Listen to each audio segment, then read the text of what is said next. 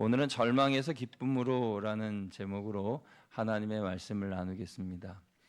오늘 본문의 주인공은 나오미로서 나오미가 모압으로 건너가서 모압에서 이제 다시 고향 땅 베들레헴으로 돌아오는 과정에 대한 이야기를 그리고 있습니다.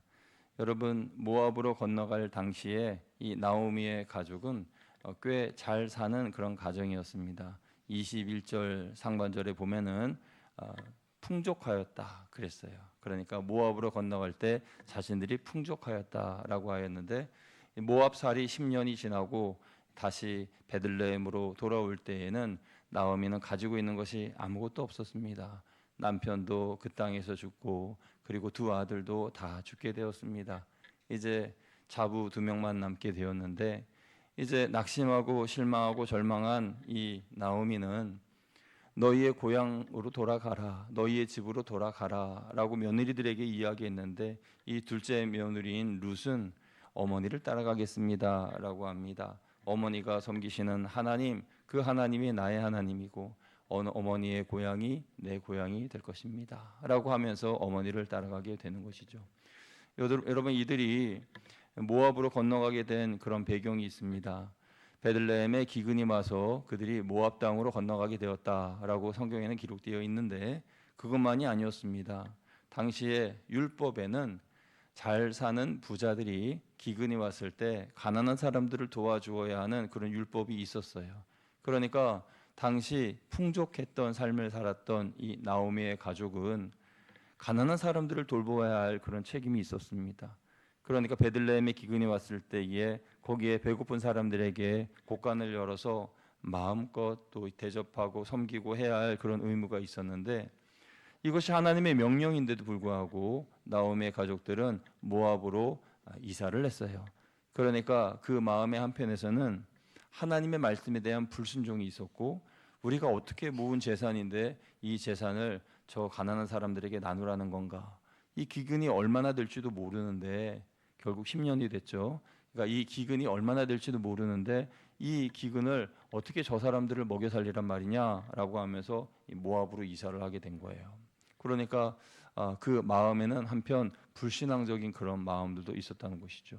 그러면서 10년살이 동안 모든 재산들이 다 이제 사라지게 되고 남자들도 다 죽게 되고, 그러면서 나오미는 이제 베들레헴으로 다시 돌아오면서 결단을 해야 됩니다. 어떤 결단입니까? 고향 사람들이 나를 어떻게 볼까?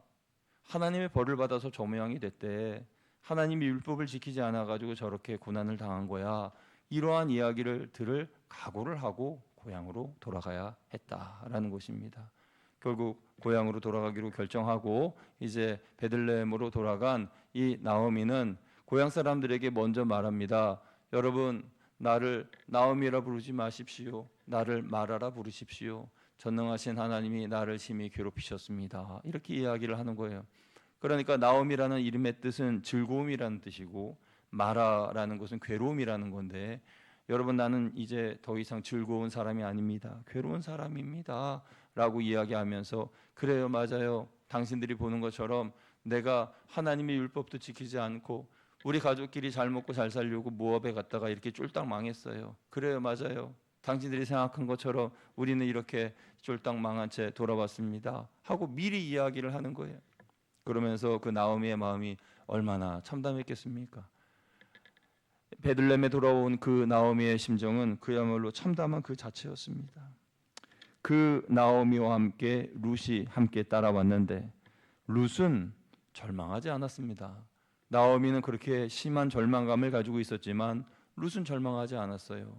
그러면서 룻의 하나님, 곧 나오미 어머니의 하나님께서 우리와 함께 하실 것이라는 그러한 마음을 가지고 있었습니다. 여러분, 절망 가운데에 대처하는 사람들의 모습이 다 다르죠. 어떤 분들은 절망이라는 깊은 수렁에 빠져서 빠져나오지 못하고 자신을 한탄하고 괴로워하고, 모든 것이 다 누구누구 탓 누구누구 탓 그러면서 괴로워하는 그런 이도 있고, 어떤 사람은 그런 절망의 상황에서 지금 내가 해야 할 일이 무엇인지를 찾는 그런 사람도 있습니다. 특별히 신앙인들 같은 경우에는 믿음으로 하나님을 바라보면서 지금 내가 해야 할 일이 무엇일까라는 것을 찾아보는 사람들이 있는데요. 바로 룻이 그런 사람이었어요. 룻은 어머니를 따라서 이 베들레헴으로 돌아와서 우리가 해야 할 일이 무엇인가, 내가 할 수 있는 일이 무엇일까, 가난한 우리들이 이 상황을 극복할 수 있는 방법이 뭐냐라는 걸 생각해 볼 때에 추수하는 밭에 가서 이삭을 줍는 것이었습니다. 당시 이삭을 주울 때에는 이스라엘에 또 재밌는 하나의 율법이 있었는데, 그것은 추수할 때에 그 밭 모퉁이는 베지 말라. 이게 이스라엘의 율법의 조항이었습니다. 그러니까 이 보통 밭이 직사각형이나 정사각형이나 사각형 모양 아닙니까? 그러면은 그 끝에 그 모서리 부분은 추수하지 말고 놔두어라. 이렇게 율법의 조항에 되어 있었어요. 그럼 가난한 사람들, 과부들, 고아들 이런 사람들이 거기에 가서 그 이삭을 줍는 거예요. 그래서 그 이삭을 줍기 위해서 룻이 밭으로 갔죠. 절망하지 않고 하나님을 의지하면서 지금 내가 할 수 있는 일을 찾아서 하나하나 행동으로 옮겼더니 보아스란 사람을 만났습니다. 그 추수하는 밭에 곡식을 이삭을 주우러 간 그곳이 바로 보아스의 밭이었는데, 보아스가 바로 룻의 기업을 물을 자였다는 거예요. 기업을 물을 자란 뭡니까? 이스라엘에는 또 다른 율법이 있었는데, 그것은 만약에 남편을 잃은 그런 여인 같은 경우에 그 형제들이나 또 친족들 중에서 가장 가까운 사람이 대신 남편의 역할을 해주는 것입니다. 그래서 생계를 지켜주고 그 가족을 지켜주는 거죠. 그래서 이 보아스가 기업을 물을 자가 되었다라는 것이에요. 이것을 안 나오미는 더 이상 눈물을 멈추고 이제 룻과 보아스를 연결해 주려고 하는 것이죠. 그래서 이 밭에서 열심히 이삭을 줍고 있는 여인이 보아스의 눈에 들었습니다. 보아스가 저기 밭에서 열심히 곡식을 줍고 있는 저 여인은 누구냐라고 사환에게 물어봅니다. 그러자 사환이 말하기를 이는 나오미와 함께 돌아온 모압 소녀인데 아침부터 와서 잠시 집에서 쉬는 것 외에는 열심히 저렇게 이삭을 줍고 있습니다라고 좋게 이야기를 해 주었어요. 사실 모압이라는 나라는 번번이 이스라엘을 공격하는 원수 나라였습니다. 그러니까 모압 여인이라고 하면은 그 이름 자체만으로도 좀 거부감이 들어야 될 텐데, 이 보아스에게는 룻에 대한 측은지심이 있었습니다. 왜냐하면 그의 어머니도 이방 여인이었기 때문에 그렇죠. 여러분 마태복음 1장 5절에 보면 보아스의 어머니가 라합이다 이렇게 말하고 있어요. 라합은 여러분 잘 아시다시피 여호수아 2장에 보면 여호수아가 여리고성을 점탐케 할 때에 그때 정탐꾼들을 숨겨주었던 여인이 바로 라합입니다. 기생이었고 여리고성의 이방 여인이었던 라합이 정탐꾼들을 숨겨주고 이제 여호수아의 군대가 쳐들어왔을 때에 그때 라합이 붉은 줄을 내린 그 집만은 구원해 주었어요. 그래서 그 라합이 바로 보아스의 어머니다. 참 놀랍지 않습니까? 그러면서 이 보아스는 마음에 이방 여인이 이스라엘에 와서 살았던 그때의 그 고충과 어려움에 대해서 잘 알고 있었죠. 어렸을 때부터 우리는 이방인이었는데 이제 이스라엘 백성이 되어 살아오는 모든 모습들을 보면서 저 여인도 이 이방인 저 여인도 이 나라에서 정착하여 사는 것이 참 쉽지 않을 텐데 라고 하면서 생각하면서 자기의 식솔들한테 저 여인이 줍는 모든 곡식들을 넉넉히 가져갈 수 있게 하고 혹시라도 저 여인을 해하려고 하는 이들이 있으면 지켜주고 여러 가지 이야기들을 말하게 되었던 것이에요. 용납해 주었다라는 것입니다. 이런 배경 말고도 보아스가 룻을 좋게 보았던 이유는 룻의 신앙 때문이었습니다. 모든 것을 다 버리고 하나님을 바라보며 믿음으로 이 베들레헴에 오게 된 이 룻의 모습을 보면서 이제 나오미는 보아스는 이제 룻을 좋게 여기게 된 거죠. 그러면서 보아스는 결국 단점이 많은 룻임에도 불구하고 그 여인을 자신의 아내로 삼게 됩니다. 그리고 기울어져 있는 그러한 여러 가지 형편임에도 불구하고 그녀의 부채, 그러니까 모압 땅에서 있었던 여러 가지 땅, 그 잃어버린 땅들을 다시 되찾아 가지고 나오미와 룻에게 돌려주는 그런 이야기가 오늘 본문 내용에 다 기록되어 있죠. 저는 이 시간 이 룻기를 통해서 우리가 배우고자 하는 그런 교훈, 그리고 하나님이 주신 영적인 그런 관점으로 말씀을 살펴보기를 원하는데요. 첫째는 하나님만 바라보며 나아가면 절망적인 상황도 헤쳐나갈 수 있다라는 것입니다. 여러분, 절망적인 상황은 누구에게나 다 찾아오는데 그때에 우리가 절망에 빠져 있지 말고 하나님을 바라보며 나아가면 하나님께서 만남의 축복을 주십니다. 룻에게는 보아스를 만날 수 있는 만남의 축복을 주셨죠. 저와 여러분에게는 어떤 사람들을 예비해 놓으셨을까요? 우리의 삶에서 문제가 해결되지 않고 이 긴 터널과 같은 이 일들을 어떻게 해결할 수 있을까라는 생각이 들 때 그 문제를 다 해결하려고 하지 마시고 먼저 내가 지금 할 수 있는 그것을 실천하십시오. 룻이 지금 자기가 할 수 있는 그 일은 밭에 나가서 곡식을 줍는 것이었습니다. 그 밭에 나가서 곡식을 줍 때 하나님께서 나와 함께 하신다. 이 믿음을 가지고 나아간 그녀에게 보아스라는 사람이 나타나게 된 거예요. 귀인이죠. 우리에게도 그런 은혜가 있을 수 있습니다. 내 삶에 어려움이 있고 절망적인 상황일 때에 모든 것을 다 포기하고 아무것도 하지 않으면 그냥 그대로 절망적인 상황이 계속되지만은, 그러나 그 상황에서 하나님께서 우리를 도와주신다는 믿음을 가지고 믿음으로 지금 내가 해야 할 것이 무엇인가, 이것을 생각해 보아야 되는 것입니다. 병에 걸려서 병약한 몸이 되었다 하더라도 내가 지금 해야 할 일이 무엇인가, 혹시 부채로 인하여서 여러 가지 물질적인 그런 고난과 어려움을 겪고 있다 하더라도 지금 내가 해야 할 일이 무엇인가, 하나님을 신실하게 의지하며 지금 내가 해야 할 것이 무엇인가, 그것을 생각하면서 한 걸음 한 걸음 행동으로 옮겨야 하는 것이죠. 보아스는 룻을 받아들였습니다. 룻은 기울어져도 너무 기울어진 여인이었습니다. 결혼을 한다 해도 치우친 결혼이었고, 그리고 이방 여인이었고, 적국의 여인이었고, 그렇게 이미 혼인한 경험도 있는 그런 여인이었습니다. 가진 것이 하나도 없었습니다. 그런데 보아스는 왜 룻을 선택했을까요?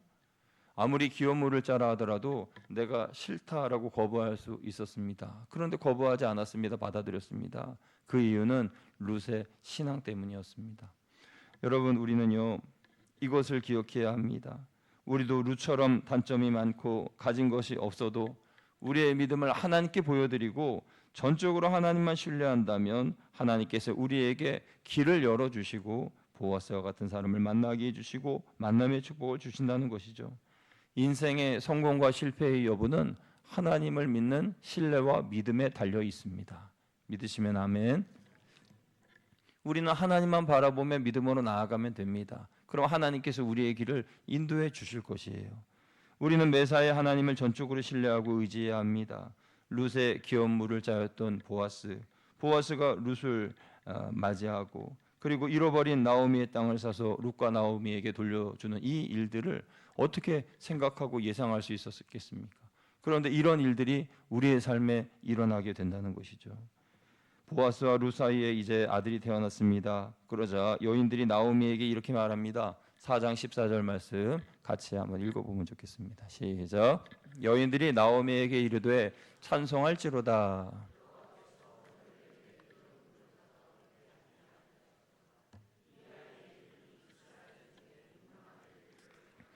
아멘.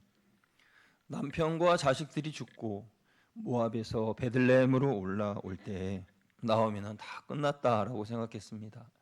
이제 차라리 죽을 건데 고향 땅 베들레헴에서 죽는 게 더 낫지 않겠나, 이런 생각을 했을지도 모르겠어요.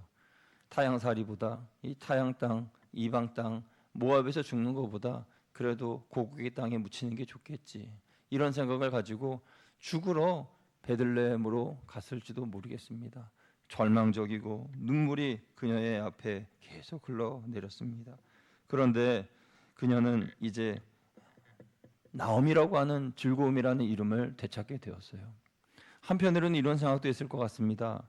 하나님께 벌을 받아서 내가 이렇게 된 거야. 내가 하나님께서 가난한 자들에게 물질을 나누라는 율법을 지키지 않았기 때문에 이렇게 된 거지. 나오미의 스스로의 고백에서도 있는 것처럼 그런 마음이 있었을 거예요. 그런데 하나님은요, 사랑이 무한하신 분이시고 그 율법 지키지 않았다 그래서 그렇게 정죄하시고 그녀를 그렇게 괴롭히시는 하나님이 아니세요. 그녀의 생각은 잘못된 생각이었습니다. 하나님은 무한한 사랑과 용서를 베푸시는 분이시지요. 그래서 하나님이 끝내시기 전에는 끝난 것이 아니에요. 하나님께서 나오미에게 더 이상 마라라는 괴로움의 이름이 아니라 나오미라는 기쁨의 이름을 돌려주셨습니다. 여러분, 오늘 룻의 이야기 우리에게 어떤 말씀을 주시는 것입니까? 우리가 인생을 살아갈 때에 때로는 절망감을 느낍니다. 그때 우리가 먼저 해야 할 행동은 절망감에 눌려 있지 말고 하나님을 신뢰하자는 것입니다.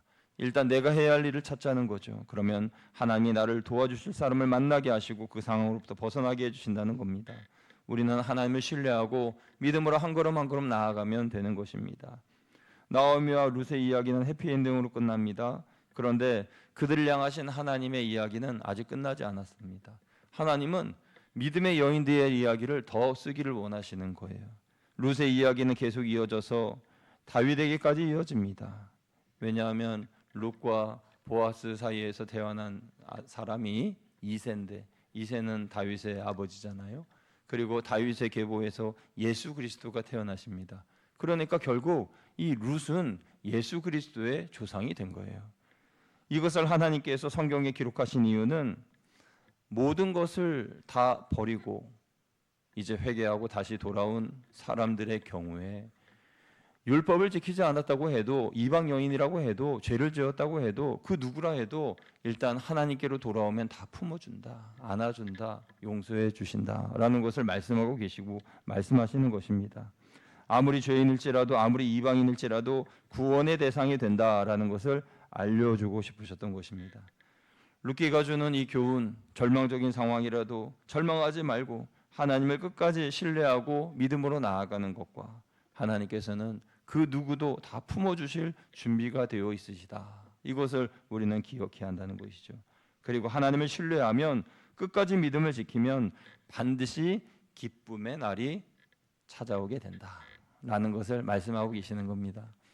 여러분, 지금 삶이 많이 힘드시고 어려우십니까? 포기하지 마시고 끝까지 하나님을 신뢰하시면 마지막에는 기쁨의 날이 찾아온다는 겁니다.